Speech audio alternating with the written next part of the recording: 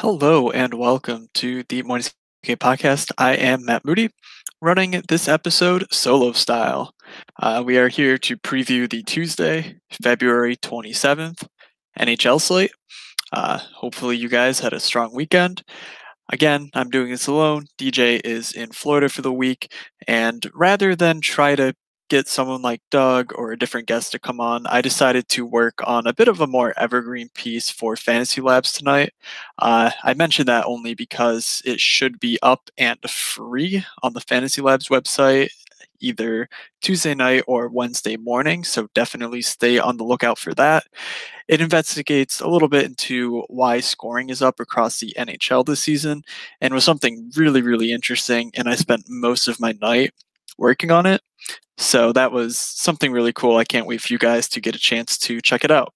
With that said, we are here to preview the 9-game Tuesday slate post trade deadline edition. Um, DJ and I will likely cover these trades in full detail when he returns. It just didn't feel right to do it, by myself, go trade by trade and just bore you guys when I know DJ and I are going to have this conversation next week. So I'll mention things that pop up where they are DFS relevant. However, we're going to pretty much act like all of the news, all of the drama around the league has subsided, at least for right now. I want to make this somewhat manageable a podcast and not be stammering over myself too badly. With that said, the 9 games on the docket on Tuesday are Carolina at Boston, New Jersey at Pittsburgh, Ottawa at Washington, Toronto at Florida, St. Louis at Minnesota, Nashville at Winnipeg, Calgary at Dallas, Los Angeles at Vegas in a true home and home style format. It's really, really cool, I think, what they're doing. And then Edmonton at San Jose. So we will start with the 7 o'clock games, leading off with Carolina at Boston. Carolina stayed relatively put at the deadline. They might have made one small move, but Boston kind of made the big swing of the rental category, at least for the rental forwards, going out and acquiring Rick Nash on Saturday evening for a first for Ryan Spooner. And they also shed the contract of Matt Bolesky in the deal. Certainly strikes me as a bit of an overpayment on the Boston side. But we do have some note on what they're going to do with their units, as they did play on Sunday directly after the Nash trade. In Buffalo, they managed to get Nash in the lineup and everything. So again, just we kind of know what they're trying to do with him. So in that game, they rolled their usual first line of Marchand, Bergeron, Pastrnak, and then their first power play, they replaced Ryan Spooner, who was first power play, with Rick Nash. So this, automatically makes Rick Nash playing at 5-on-5 with Jake DeBrusk and David Krejci. It makes him a viable target. I'm not saying I'm targeting this matchup at all, but 5.6 for Rick Nash is a bit steep. There's a chance that he kind of flip flops with David Pastrnak from time to time. And again, that first power play for Boston should be pretty good.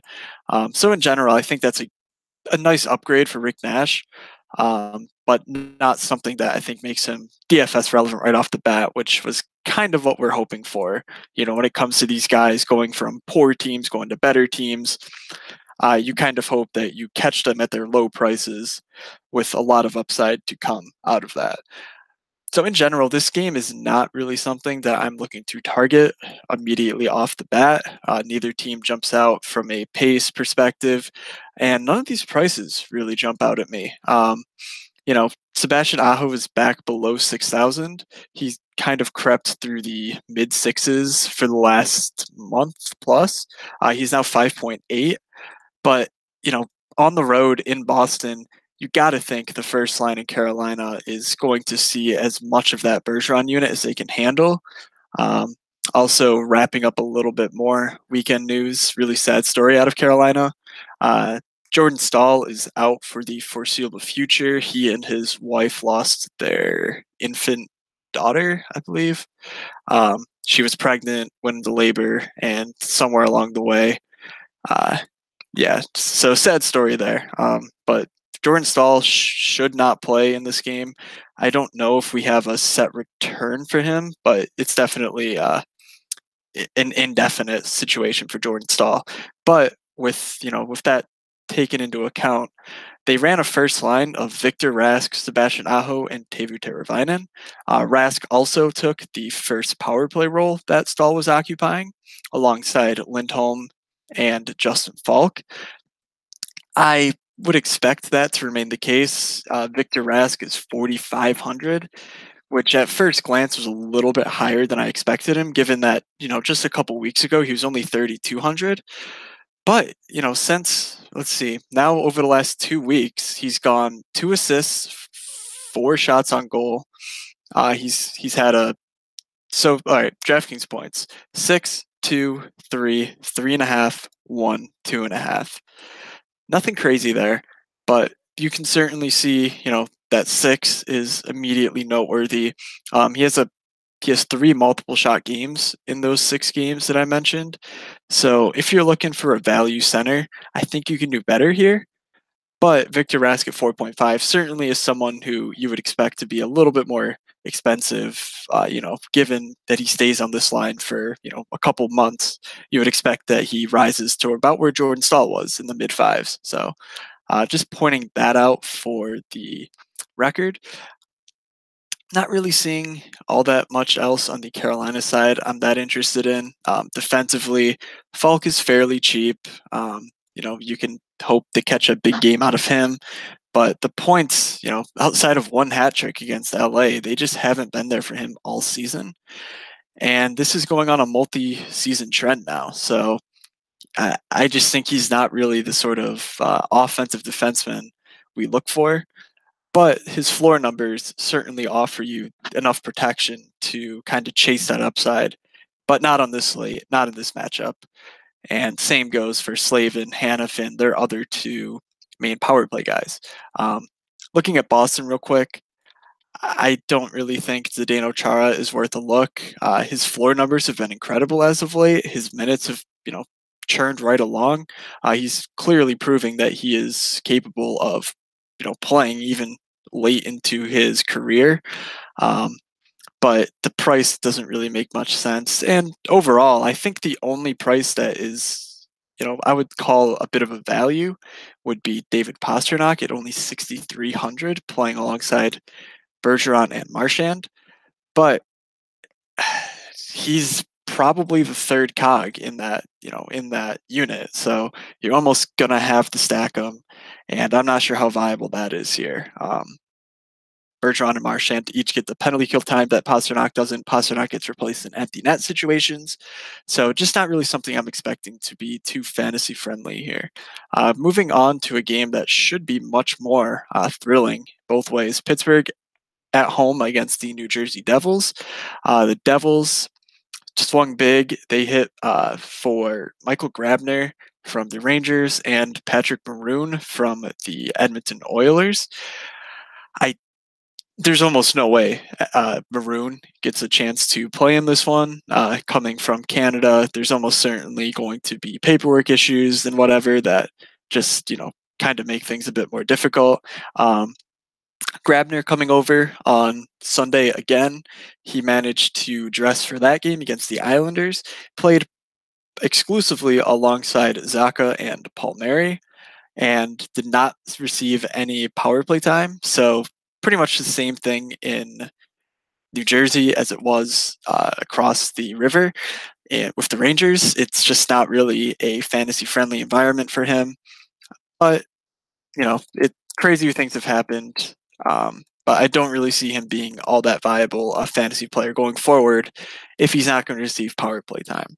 So keeping with the New Jersey trend, I don't know what they're going to do with the Hischier Hall Palmieri line that ended up playing together for the entire third period in Sunday's game. They ended up scoring both of the goals for the team. Palmieri did. And in general, it's, a really, really good stack. But keep an eye on the morning skate news. I will be candid in admitting that with the trade deadline hoopla going on, sifting through team Twitter accounts and like the team lists that I have was just a futile exercise due to the insane amount of volume of just trades and retweets and everything. It just wasn't something that was going to be done today. So definitely be sure to keep an eye on morning skate, uh, information as that comes out Tuesday morning. So advancing beyond that, I know I mentioned, I think just the last time we podcasted, that I was getting nervous about Kyle Palmieri's shot rate. Over the past, 3 months or so, it had been really, really down, nowhere near his historical numbers. Of course, over the weekend, Kyle Palmieri does as Kyle Palmieri does, and prove me wrong. Last two games now, he has 7 shots on goal against the Minnesota Wild and 8 shots on goal against the Islanders. I'm not declaring that Palmieri's fixed and he's going to go for 6 shots a game here on out, but it goes to show how trusting the long-term trends may be a little bit more of an importance than tracking, the last month and a half, those sort of things, because we knew that Kyle Palmieri was one of the elite shooters in the NHL, top 30-ish, and there's just really, there's until proven otherwise, there's not a whole lot of reason to call that into doubt. So 5,500, if he's playing alongside Hall and Palmieri, he should stick on the first power play as well, alongside Hall. Um, I think I said Hall and Palmieri. He's obviously playing alongside Hischier and Hall, if the line from Saturday it was holds up. I think he's a fine play. Pittsburgh. Yeah, let's touch on that because I don't really see anyone else on New Jersey being all that relevant. Pittsburgh really just made a great team even better by trading for Derek Brassard. He immediately slots in as their third line center. He should play on this slate. He missed this weekend due to the visa issues and all that. That should be fixed. I like that as just a move for this team. That makes a guy like Phil Kessel, if he's not playing with Crosby or Malkin, all the more viable, given that he's replacing essentially Riley Sheahan with Derek Brassard. You would almost have to suspect that to be the case. And that line of Gensel, Brassard, and Kessel should be in a really sneaky spot. You're paying a little bit more for them than I think you would like, given their relative lack of usage for their prices. They total about 17,000 on aggregate, and only Kessel will be power play 1. But I think that's worth a look, and it's definitely something to consider in maybe smaller slates where diving for things like that is a bit more of a strong GPP contrarian take. But I think for me, really, it begins and ends with the first 2 lines. Crosby, Malkin are both incredible. That first power play, Crosby, Malkin, Kessel, Hornqvist, those forwards are all in play. Hornqvist is a little bit dicey. I was hoping he would be priced down a bit after missing so many games due to injury, but he had 9 shots on goal in that crazy game from Saturday against Florida. So I can see that being a place to target, but 6,600 I think is a little bit much for me here.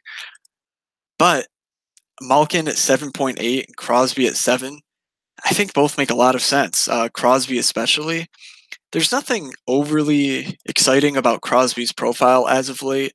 The shots aren't, through the roof. He has some stretches where he goes for like 4 to 5 shots a game, and he just kind of looks like a DFS monster, even though in general he's a bit more subdued than, a guy like even like McDavid, who's incredibly skilled and kind of has to shoot the puck a ton for them, for the Oilers.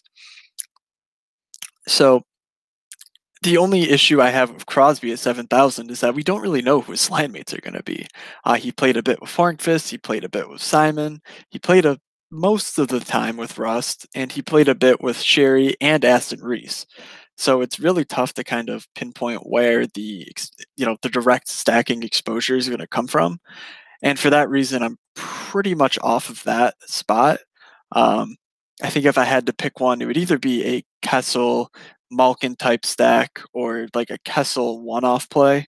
Um, yeah, I think Kessel over Hornqvist is just the sharp play, given how much Kessel has the puck on his stick, and that his shot rate isn't all that drastically different um, from Hornqvist, and Kessel gets that automatic improvement from Shahan to Brassard for a line that's already been playing pretty well as of late. Defensively, Chris Letang, again, continues to lose power play time to Justin Schultz whenever the coach damn well feels like it. Schultz at 4,000, you know, you have to assume he's going to play the first power play. You can never lock that in as a guarantee. But you know, looking at the last game, that's what happened. So you kind of just have to at least take that into account if you're looking at the roster. Letang, I don't think this is a reason to jam in Schultz. We know quite well that it could go to Letang at the beginning of next game, at the during the middle of it. There's just really no way to tell. Um, so before we head to the next game, I kind of wanted to tangent. In the group meet, we were discussing somewhat of a tilting aspect of Monday's slate was that the Columbus first power play, which absolutely smashed on Monday's slate, ended up having Seth Jones on the point rather than Zach Werenski. Um, if you've been paying attention, I think it was Thursday and Saturday were the last two times that the Blue Jackets played. So, long story short, going into Thursday, we expected Seth Jones to be first power play. He wasn't. Zach Werenski was. So Saturday, we had the Hockey Viz. We had like their last game power play units, and we had no indication otherwise that Werenski would lose his role. Um, Saturday comes and goes. A live final happens, and Seth Jones ended up being reinstated on that power play.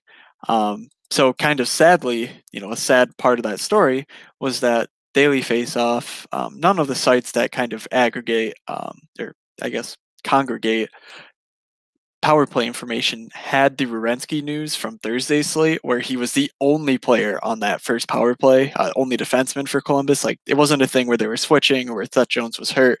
They were just choosing to use Werenski over Jones. They didn't update, and so Saturday comes and goes. Jones is back there, and again, um, Daily Faceoff being kind of a day late and a dollar short with that, general news, ended up having Werenski on the first power play on Monday again. So I guess people played Zach Werenski because of this Daily Faceoff, projection of him being first power play. When if you looked at the hockeyviz.com game tracker, I guess, for it, there's a really nice visualization of what happened at 5-on-5, what happened on the penalty kill, and what happened on the power play. And you can see clearly on the Hockey Viz, which I believe is released at 2 p.m. to all if you aren't a subscriber for like the next day's games. So, for example, if you're listening to this Tuesday morning, Columbus at Washington's information will be available to you all day if you're like a $5 a month subscriber, or at 2 p.m. or 3 p.m. if you are not. So that's where I get all of my power play information. And I really trust the last game unless proven otherwise by Twitter. I can't. So many times I've been burned by Daily Faceoff, just simply not, they have the, I think Brock Sagan does it by himself. Like he has to track so many things across 31 teams, injuries, special teams is so far down that list. Even though they're focusing on daily fantasy, it's just impossible to keep all of that updated. So I just tend to kind of keep the memory bank updated more so than anything else. So I just try to make sure to look at last game's usages before I make any declarations on what a power play unit's going to look like. And then if the two kind of disagree, I go look into Twitter to see if something new happened. So that's just a little tangent I wanted to get on before heading back to the rest of the 9 games here. Ottawa at Washington. Alex Ovechkin continues to just put up monstrous shot totals. I mean, no surprise, really. He scored again on Monday night against Columbus. I believe he had 7 shots. And in the 10 games prior to Monday night, he had 51 shots on goal. If you want to look at it like that, he's now had 9 shots, 5 shots, 11 shots, and I believe 7 shots in his last 4 games. Ottawa at home, or sorry, facing Ottawa at home, Ovechkin has to be a top play despite being on a back-to-back. I would say Blake Wheeler might be a better target at home, but they're going up against Nashville, which is just such a tough play. And same thing goes for Marchessault, Tarasenko and St. Louis are just really crap into bed here. So I don't think it's going too far on a limb to say that given the recency bias and given that Ottawa is bad, Washington, Ovechkin is really good, 7.6 for OV should be pretty popular. I certainly dig it. I have no reason to stay away from it. And just looking at Monday night's game, Ovechkin, Backstrom, Wilson was the play. Again, the same power play unit as always for Washington was in effect, and Ovi led the way with 22 minutes. So really no reason to, there's no reason to fade Ovechkin other than Game 3. So I'm trying to get a better sense of where the ownership will land. But I think he's far and away the best elite spend on Tuesday slate. Otherwise, we have a guy like Backstrom at 5.3. You're definitely chasing upside here. There is no reason to play Backstrom for any sort of shot upside, but I can certainly see it given that he has OV exposure at 505 and the power play, how you might want to add that to your arsenal. Similarly, TJ Oshie has no floor, but he's 4.7 playing on such a dangerous power play. You're getting pretty good values here. I don't know if I'll be playing any of them myself. I think OV is the elite one-off play like in the NHL. And John Carlson at 6.3 doesn't really get me all that excited. He's not really a special DFS type player, and I feel better chasing the solid, massive floors of other defensemen with similar upsides. So definitely Ovechkin on the Washington side. On the Ottawa side, I just don't see it. I love Mike Hoffman. He's 5.7. That's pretty good. I'm not going to say that's like a lock him in type player or anything, but it's pretty clear that this team is pretty much just done. Duchene's been really good as of late. I think he's over a point a game over his last 20 games now, which is funny given that he went, I think, at least a handful of games into his Ottawa career without doing anything. So it's nice to see that he has really stepped it up. Last game, he ended up playing, I believe, centering Stone and Hoffman, which is really loading up their first line, but is something that I would take some consideration for large field GPPs, just because that line is going to be so good. And Washington's been sneaky bad defensively. So while the prices on a guy like Mark Stone isn't fantastic, I still think you can get away with stacking that line and just hoping for 2 to 3 goals between them, because it is certainly possible.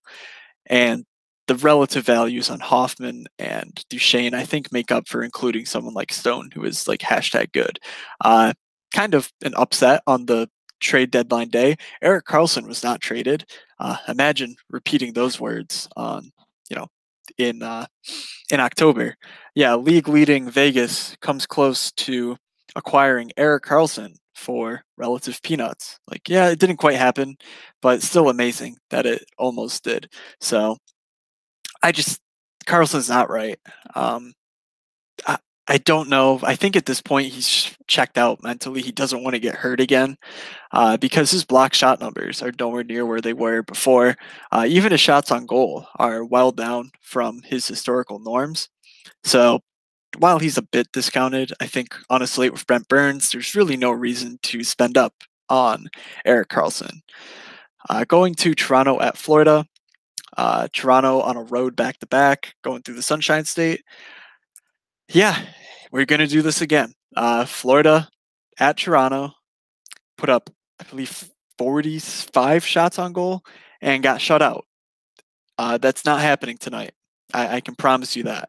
Uh, they got contributions from all of their big names that fateful what Tuesday? Yeah, it was a Tuesday. On that fateful Tuesday, last Tuesday, Florida got contributions from everyone in their top power play unit, but the goals didn't come. I think if they come even close to doing a similar thing on this slate, the goals will come. You're not going to get them for that cheap of ownership, given that Dadonov had a hat trick in Saturday's slate. He was like really popular in the live final, so I don't know if people are paying attention to that, but Dadonov I think was like 5% in the 275 GPP, and then he was like 25% in the World Championship, which did not include the 8 o'clock and 10 o'clock games, which I think there were three of. But still, 7 game slate versus a 10 game slate, you don't expect 5x the ownership of the relative field.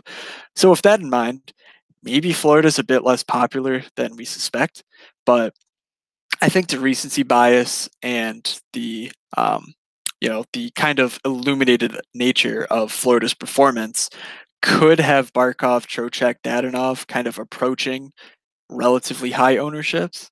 Um, for me personally, that's not something I care about. I will almost certainly be playing at least 2 or 3 Florida Panthers on my personal teams. I love Barkov. I love Trocheck. I love Dadonov. Uh, Huberdeau's a guy that I can definitely do without. His shot numbers just really aren't that great. And he's not like a main distributor like some other low shot guys on other teams. It mainly does flow through Barkov and Trocheck and Yandel.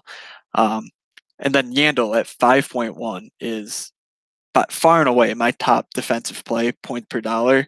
I find it kind of ridiculous that Yandel has not been priced up beyond this 5K mark. Um, I don't know what he has to do. Like he can't be any more consistent than he's been as of late, and his prices just remain stagnant. Um, they were on like a 2 week long road trip. He produced all through that. They came home. He produced through that, and we're sitting in a fantastic matchup against a Toronto team that should be pretty tired. So the offensive chances will be there, and we know that Toronto, seeds block shots against as well. So Yandel at 5.1, I think is my almost one of my biggest locks on the slate. Like he's been so good from a daily fantasy setting that I don't think you can go without him. Um, so with the entire first power play for Florida covered, really not much else I'm looking at. It is worth noting that Dennis Malgin or Malgin or whatever we decided on last show when DJ yelled at me for pronouncing his name differently every time, is out for weeks with an injury. The coach announced that Radim Verbata will be slotting in alongside Trocheck and Huberdeau. So hopefully that doesn't mess up the lines. Hopefully that doesn't mess up the lines chemistry much. But Verbata is 2.9, and you would expect him to take over a power play role as well. Radim Verbata, if you don't remember, was a Arizona Coyote. I think as of might have been even last year, but I know at least 2 or 3 years ago, Verbata, when he was transitioning between Vancouver and Arizona, was like a top 20 shot producer in the entire NHL.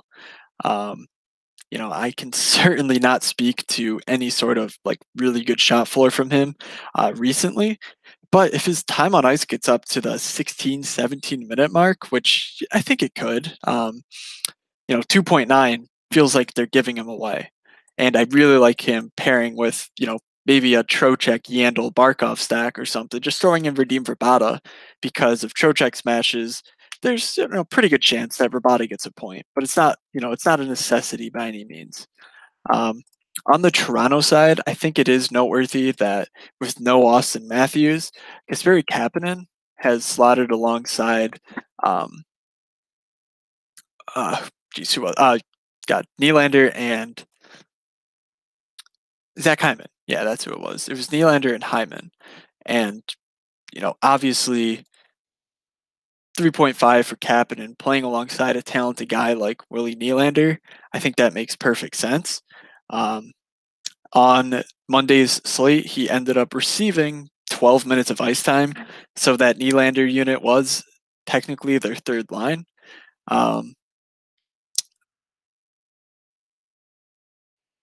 actually, yeah, Kapanen didn't even play on the power play either, which seems like a gross misuse of talent. But I'll digress there because that was kind of just something I noted and didn't want to overlook. But without power play time, I don't necessarily think Kapanen is all that special. Um, Other plays than that, I'm really not seeing any. Like Mitch Marner's priced way up. Um, Josh Levo at 2.7 only played 11 minutes, but did play that power play time, and he might be a bit better of a punt, but I'm probably not. I'm not seeing a real need to go to the 2000s level to get a punt player on a slate that I think is pretty overridden with strong one-off plays. So St. Louis at Minnesota, this one's going to be pretty quick because I have next to no interest in either of these teams. St. Louis has been atrocious lately. Um, kind of the shock of the deadline was St. Louis reached the point where they are almost punting on this season, trading away Paul Stastny to acquire a first rounder. They did not use that first to do any other business. Like they didn't require any other rentals or anything. So they really just seem to have looked themselves in the mirror. They're not seeing a playoff team, and they're just going to let this team play it out and see what happens. So I don't think it's the worst move in the world. I do think that they're a decent enough team that even minus Stastny, they could pull something together. But they're going to do it almost exclusively with their defense. That's where they make their living. Like they're a really good defensive squad. So on the road at Minnesota, I just don't have any interest in this game in the slightest. I don't really think there's all that much news-wise to report on. Just a bunch of minor things for Minnesota, like trading away Riley, who's been like a healthy scratch. That'll open up a power play role for someone like Sealer, or if Brodin's healthy. I'm not sure if he is. Um, yeah, okay. Brodin's been cleared to play, so he may step into a line two, power play two defensive role. It kind of remains to be seen what they do with this Sealer kid, who they seem to like, who's been playing alongside Jared Spurgeon. Um, but either way, that's a very minor thing, and I don't really think it should be something taken into account going forward. And then on the forward side, there's really not all that much exciting going on, except for a minor flip. Koivu and Stahl pretty much swapped center positions. So Stahl, Granlund, Zucker was the line against the Sharks this weekend. Something to keep in mind going forward, but I don't think it's anything all that interesting. Um, I think the only other spot in this game that I would look is something like a Suter Dumba, or a Suter Spurgeon or something like that, given that all of the Minnesota guys are around the 4.8, 4.7 mark.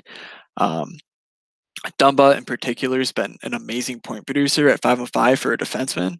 So if he plays on the power play, he's going to play somewhere on that power play. You never know with Minnesota, but I think that's a reasonable value. So let's go to Nashville at Winnipeg. Winnipeg, man, this Pittsburgh-Winnipeg Stanley Cup is going to be devastating when Pittsburgh beats Washington in 7 and Winnipeg beats Anaheim in 7.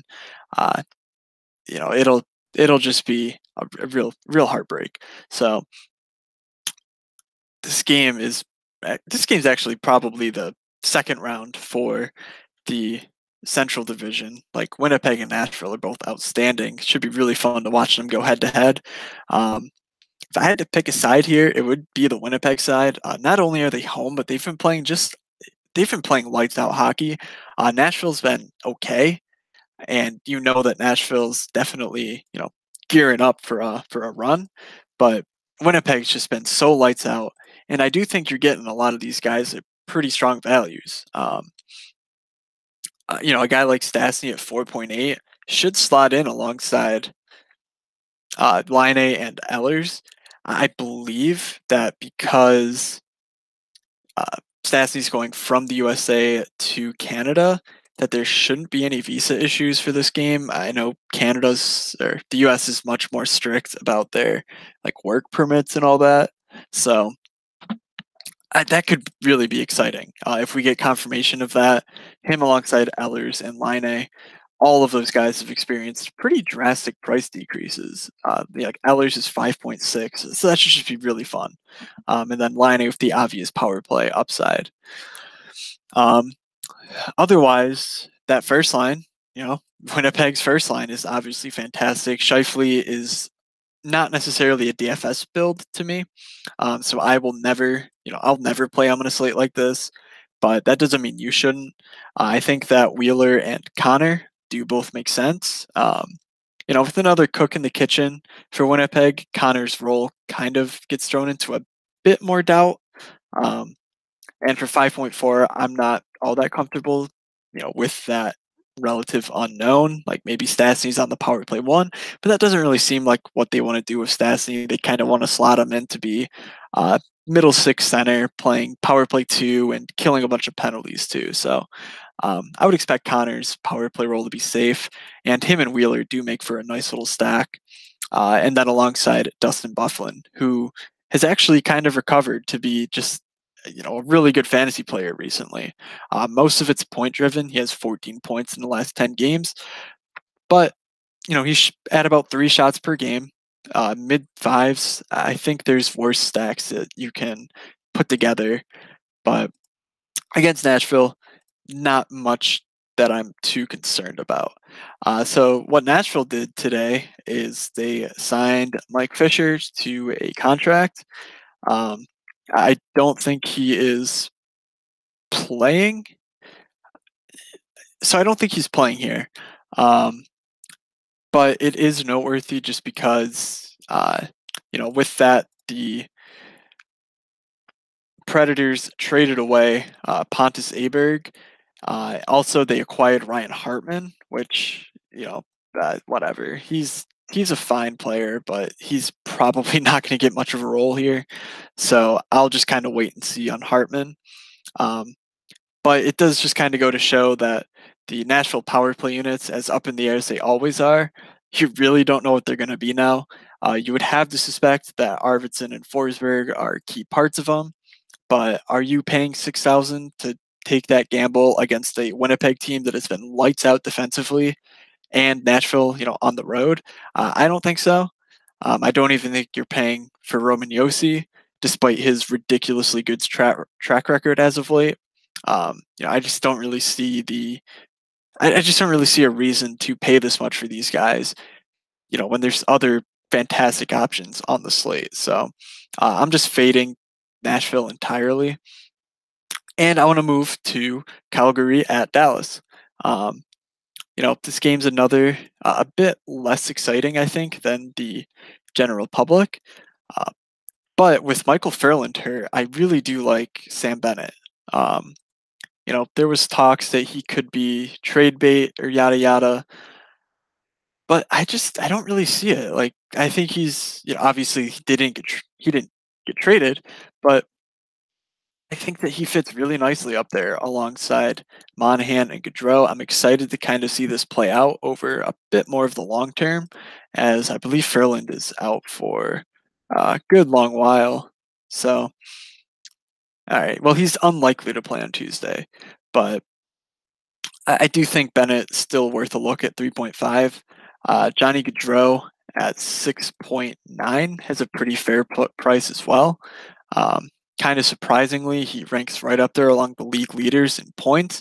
Not really all that surprising if you know how talented he is, but just, he doesn't really seem to get the hype that some of these other guys do. So I do like that as, a stack that has a pretty cheap overall value given that Bennett is so ridiculously inexpensive.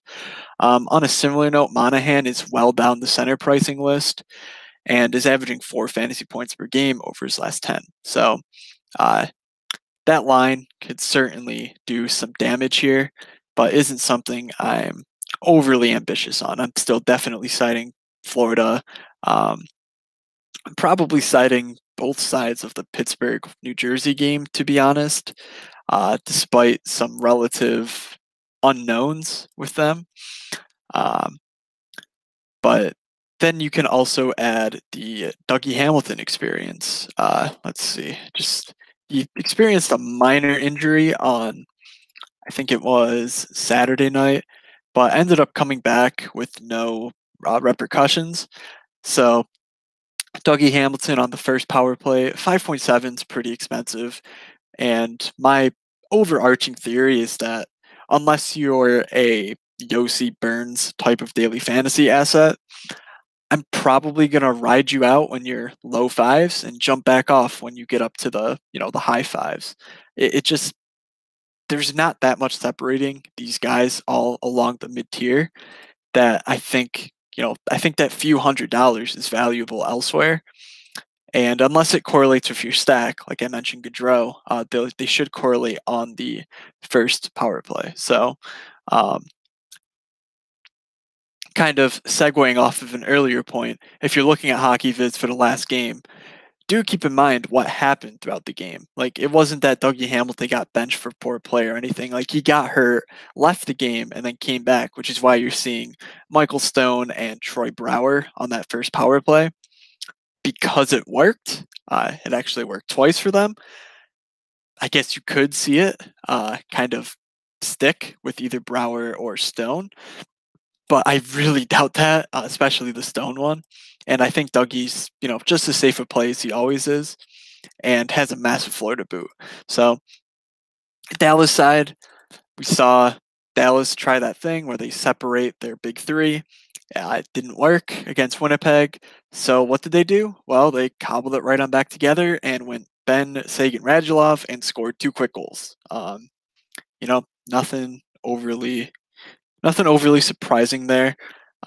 We don't know, how they're going to react to such a move, but this isn't really the spot where I'm spending through the nose like that to play the Benn, Seguin, Radulov stack. I do really like the Seguin Klingberg stack just because John Klingberg at 5.5 doesn't really seem deserving of such a low price tag. The points have kind of fallen off as the Stars are in a bit of a mini funk right now offensively. They've cracked the 3 goal mark just 3 times in the last 10 games, and those were all uh, no times in the last 6, I should say. So Klingberg's price has fallen a bit, but the blocks and shots are really strong for Klingberg lately. So I think this is a sort of matchup where getting a guy like Klingberg and maybe a Seguin is better than going like a full line stack. So going to LA at Vegas, I'll pretty much repeat the same thoughts I had on the Monday slate. I just don't like this game.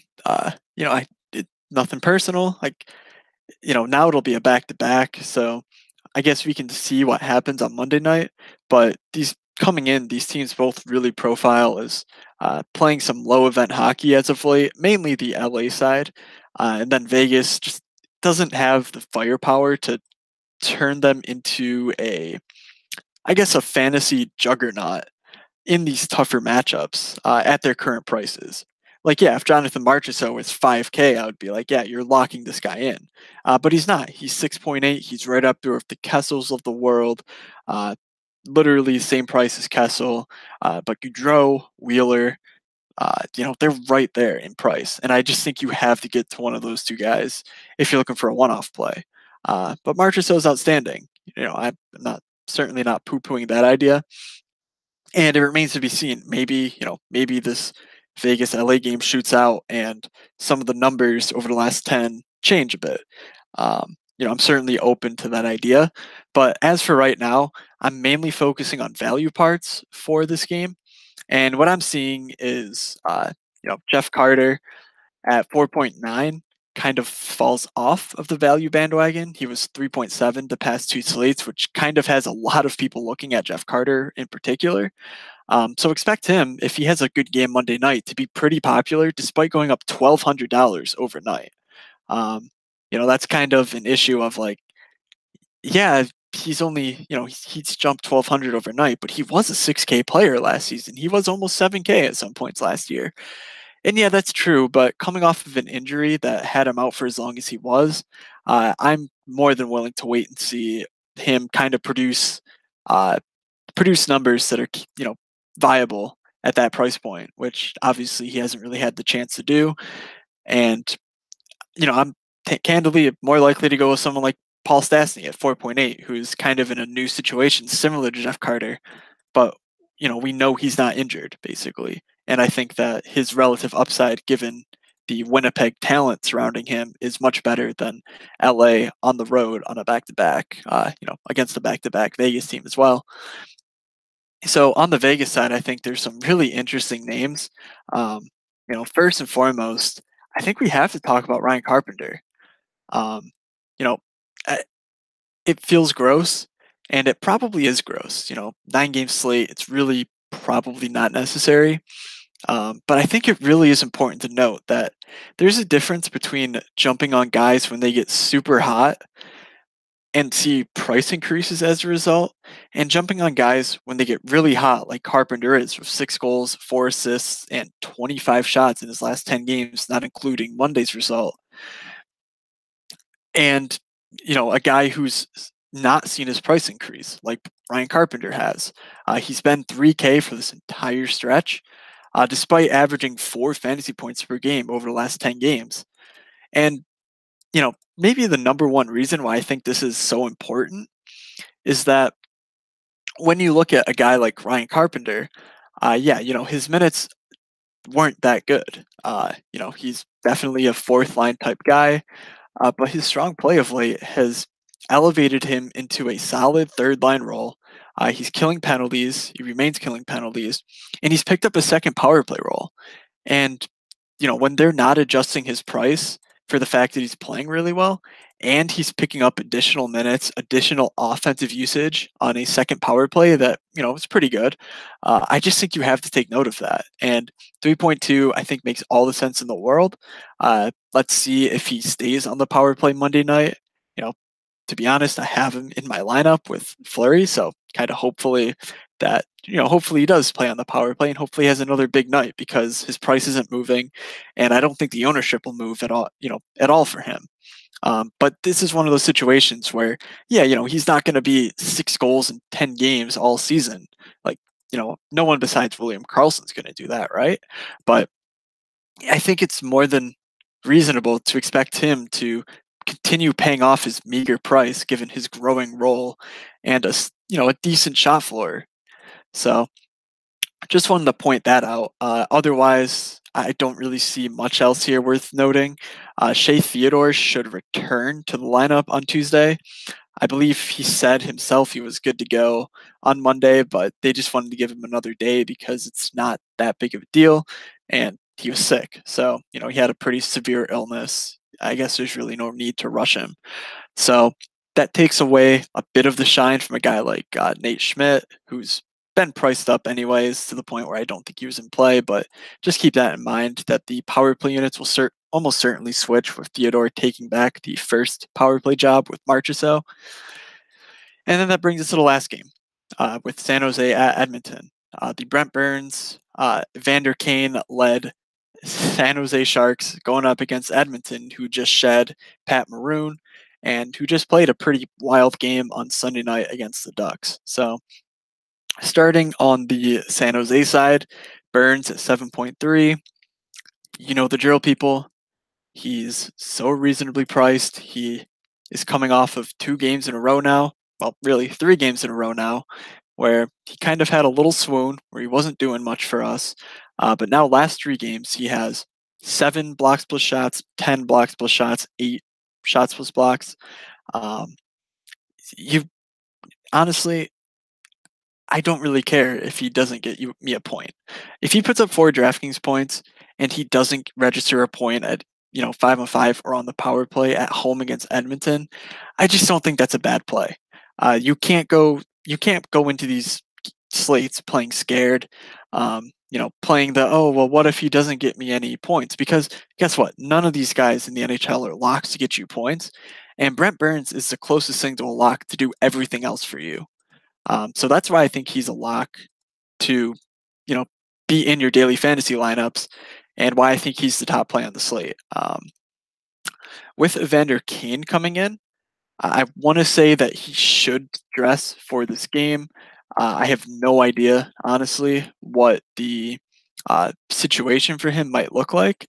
I think there's a role for him on the first power play, but again, there wasn't room for him all that often on the Sabres' first power play unit, and I don't know if Donskoy, Pavelski, Hurdle, Burns, Couture is. I think Timo Meier makes infinitely more sense there on the first power play. I think LeBanc, who's been there in the stead of Joe Thornton, makes a lot more sense. So I don't think paying for Kane is really all that great a move, but I don't expect him to be popular either. And so when you get a guy like Kane who has a ridiculously high shot rate, who moves to a much better team than he's been playing with, guys who should be able to get him the puck much more often, I think Kane at 6.4 is far from a terrible play, but you are dealing with a little bit of the unknown, which could be a positive or a negative, depending on how you want to look at it. But in those power play units that I was mentioning, Timo Meier kind of loses some of his, wonderful play status, like no first power play. It just kind of sucks. Thomas Hurdle, in his return to the lineup, did play on that first power play, but I don't know. He hasn't really been that productive. So I'm kind of looking to see him produce before I jump back on him coming off of an injury. And then both Couture and Pavelski are centers, and they're both rather expensive. Like, I would just much rather play Barkov and Trocheck at their current prices. So for me, it's pretty much Burns or bust on the San Jose side. And then on the Edmonton side, I mean, you just have to take note when McJesus does the things that he's doing currently. He's certainly a boomer bust type player, kind of funny. Let me just read his last 10 game logs. 3.5, 1.5, 8. Okay. 1.5, 1.5, 13. Okay. 1, 9. Okay. 9. 2. Yeah. 9.7. Yes, that's right. 9.7 for number 97 against Anaheim in a rather stunning game. I don't know. If you didn't see it, you just have to go watch the highlights. It was one of the most bonkers games I've ever seen. But McDavid played 27 minutes in that one. Like, they are really thin, and McDavid is doing absolutely everything through his team right now. He's shooting the puck a ton, with 39 shots in his last 10 games played. Like, that's outstanding. So when you've got a guy with as much upside as McDavid, and with as much usage funneled directly through him as McDavid, I just don't see how that's a bad play. Unfortunately, his main stacking partner in Leon Draisaitl was not playing with him at 5-on-5 last game and is listed at center on the slate. So even though they will certainly double shift and play together a lot, I don't really see how that makes a ton of sense. So yeah, just looking through the Edmonton team page, I think there's a lot to unpack here, but mainly just because everyone's so cheap that I kind of think that it's probably more conducive to not mention Milan Lucic, despite the fact that he's played 20 minutes now in 3 straight games, just because he is horrific at hockey and really should not be targeted. But someone who interests me was Ty Rattie. He joined the Oilers before Sunday's game against the Ducks. I went out there and had 14 minutes of time on ice, and is only 2.5. He played power play. He got like he got a decent sized look with the Draisaitl. pretty much Draisaitl was either playing with McDavid or he was playing with Ratty. So while the McDavid exposure isn't there, Ratty in the top six for 2.5, I think you can do much, much worse. And really, if I had to pick like one punt from this team, that would probably be it. Um, but we have guys like Michael Camilleri playing a lot of minutes for this team, being pretty productive too. Like 5 assists in his last 2 games, and he has 5 shots on goal over those 2 games. So a decent shot floor, really good usage, and strong production. There's a lot of value here for this team, and I don't think it makes a ton of sense to go overboard on Edmonton, but a guy like just Anton Slepyshev, like there's a ton of names that I'm looking at that are playing really significant roles that are seeing, like Slepyshev, 19 minutes of 5-on-5 play only last game. Like you just don't get that anywhere else outside of Edmonton, and you're getting these varied correlations with McDavid. So like people aren't really trusting one or the other, but if you pick one, you're going to get a number of shifts with a fantastic player in McDavid. So I think if you're looking to go bargain bin hunting, going to Edmonton is not the worst idea in the world. So that'll do it for the game by game breakdown. If you want a couple of line stacks, despite this being a solo pod, and I mentioned all the stacks that I really like, I'll pick a couple out for you. I love Barkov, Trocheck, Dadonov, Yandel. If you just go Barkov, Dadonov, Yandel, that's also outstanding by me. And then the other stack that I really like is actually it's kind of a game stack of San Jose, Edmonton. Like I really like if you don't pick the Florida guys, if you're a bit scared off of Toronto.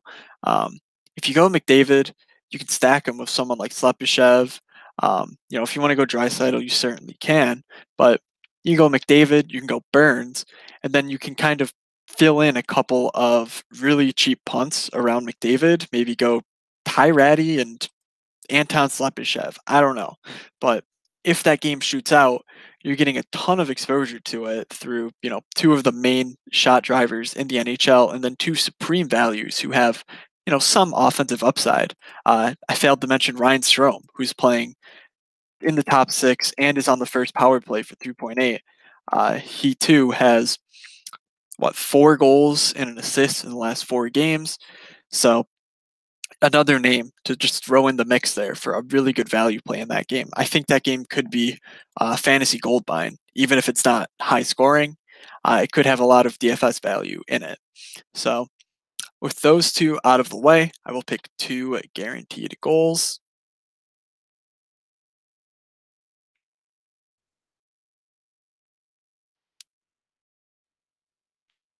I'm going to go with Blake Wheeler as my expensive one.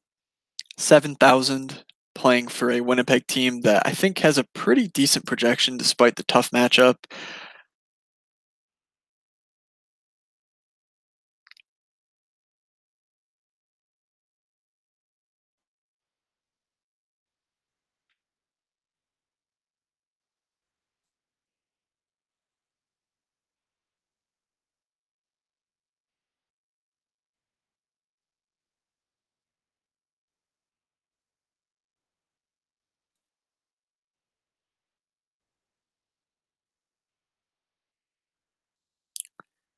And then, you know what?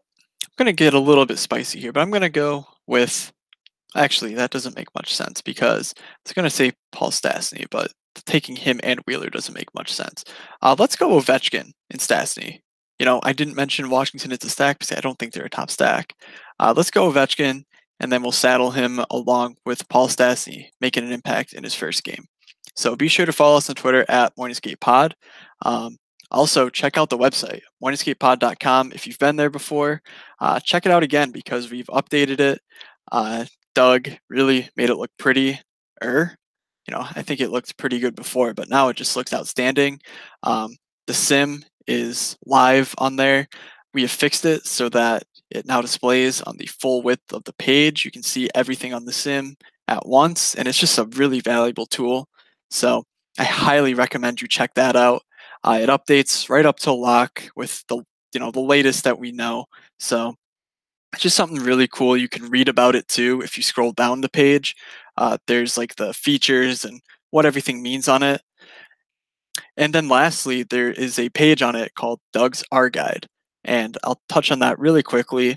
But if you go to the site, you can check that out, read the little blurb that I wrote about it. But essentially, what it is it's Doug trying to basically give back to, the Moines Gate community and the DFS community at large, and kind of walking you through the steps of learning R, installing R. If you don't know what R is, it's a stats software that basically takes what Excel does and turns it into a code.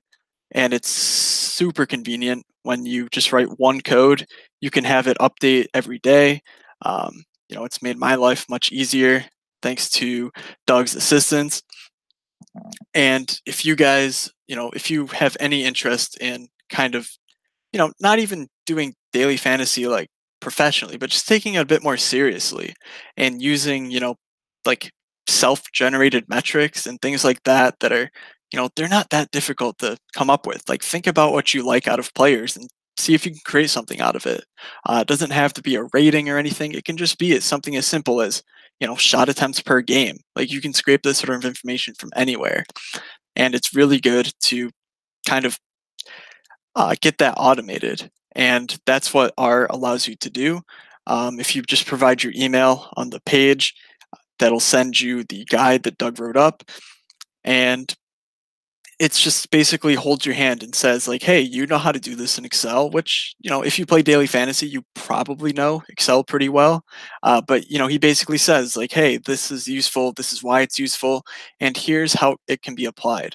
So if you check that out and have any feedback, especially things we can include with it in the future, like you know specific things that you've wanted to generate but you have no idea how, what people use this for is just as important as that they use it at all. So we would love to hear your feedback, what you're planning on using R for, what you currently use Excel for.